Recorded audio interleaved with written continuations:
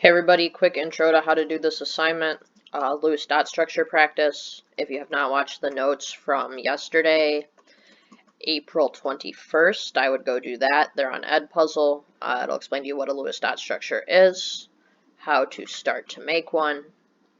But I'm just going to go through here and kind of do an example problem so you know what to do. So, create a Lewis dot structure for sodium. I know that in order to make a Lewis dot structure, I need, the element symbol. I just know off the top of my head that sodium is Na. I'm going to make it a little bigger just so it's easier for me. Na. Alright, now I need to put the valence electrons on sodium. There's two different ways I could do this.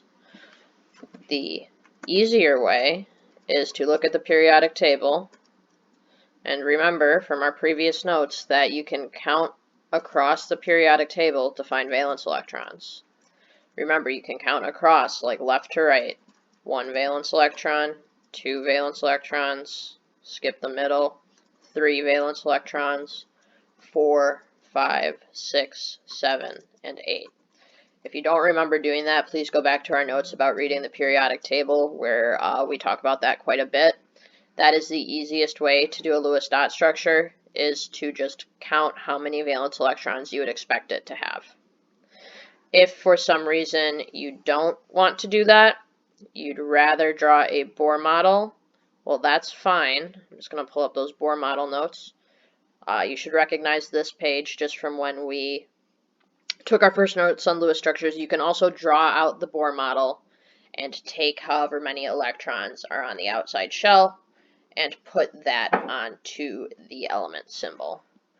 Again, easy way, more complicated way. I suggest the easy way where you just kind of count across to figure out how many valence electrons you expect. But live your truth. For sodium, sodium's right here in this number 1 column. So I know it gets 1 valence electron. So I'm going to just take a circle and put 1 circle on sodium. Great, it's done. That's all. Hopefully this helps. Again, you can do it like this, how I did, where I just said, sodium's in this first column. If I was doing the same thing for, say, oxygen, I would go over here.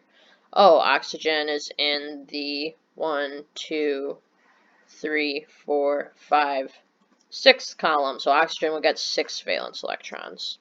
That's the easy way to do it. You could do it the more complicated way, where you're going to draw a Bohr model and take whatever's on the most outside shell. Again, do what makes the most sense to you, as long as you end up with a Lewis dot structure. Let me know if you have questions.